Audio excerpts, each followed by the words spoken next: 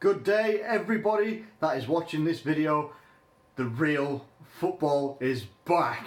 Liverpool are going to be back in action tomorrow, 12:30 PM UK time, and it's going to be very, very good. I think it's going to be a really good game. I'm looking forward to it so much. I really am. The international break, let's talk about it a little bit. From an England perspective anyway, it's just a little bit dire, to be honest. It's not something that I enjoy coming. I never enjoy it when it's on its way, when you know that the international break is going to be here. I just don't enjoy it. I really don't enjoy it. And what normally happens with Liverpool is that we go on international breaks and we come back with a load of injuries and stuff like that. Now, thankfully, this time out, it looks like the only player that is currently injured right now, as of yesterday anyway, haven't heard anything new today, is Emre Can, and he was already injured with a back injury. So I'm not saying that's a positive. I really want Emre Can to get well and get better and fitter so he can come back into the team and help us secure top four. But the rest of the team, I think Egypt and Brazil, I think they rested as many like Firmino and Salah respectively. I think they managed them in their games as well as possible, and that was really good for us.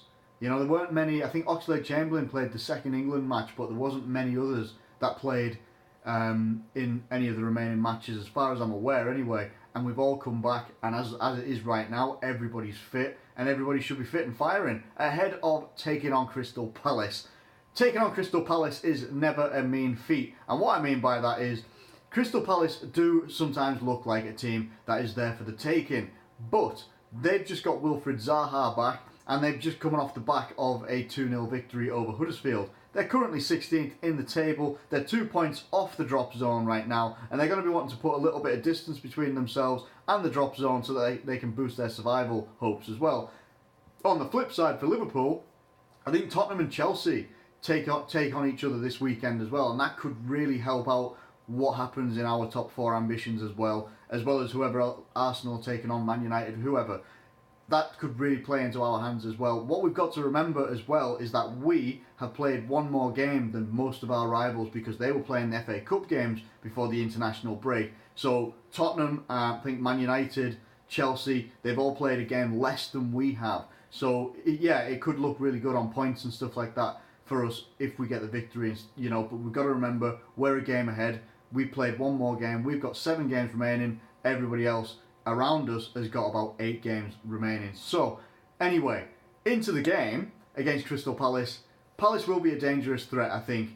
It's one of those things. Christian Benteke hasn't been performing very well all season, so you just know that he's going to try and do what he did last year against us in the exact same time, I think it was, in the run-up to the top 4 and us battling against Arsenal. Arsenal going on phenomenal form at the end of the season, trying to get themselves into the top 4, and Crystal Palace beat us.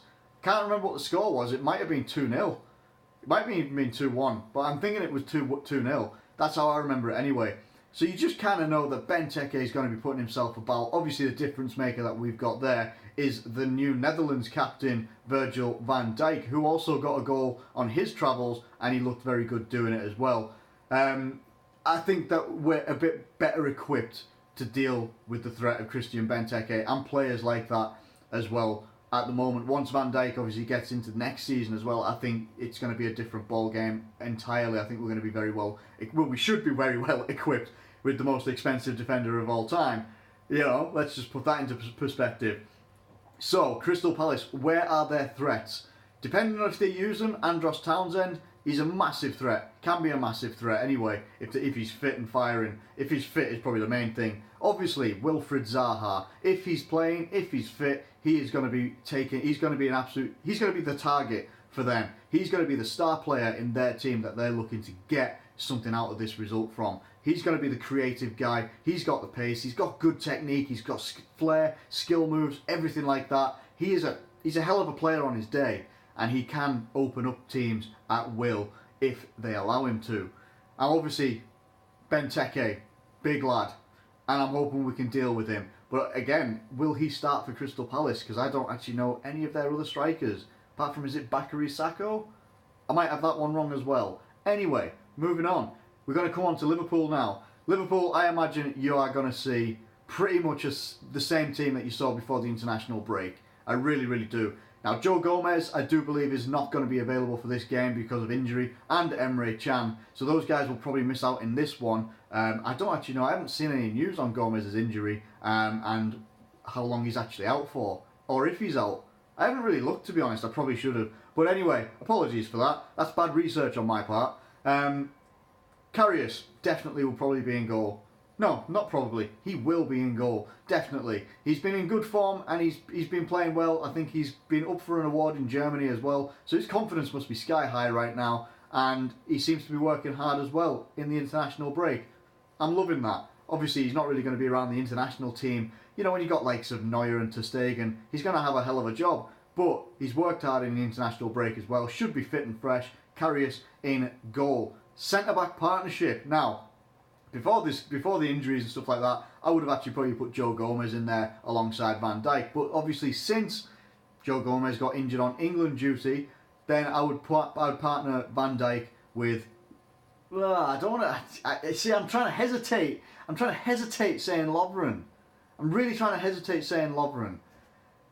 It's probably going to be Lovren, right?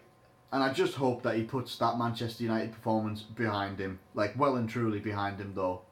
So far behind him that he doesn't even remember it. That's what I'm hoping.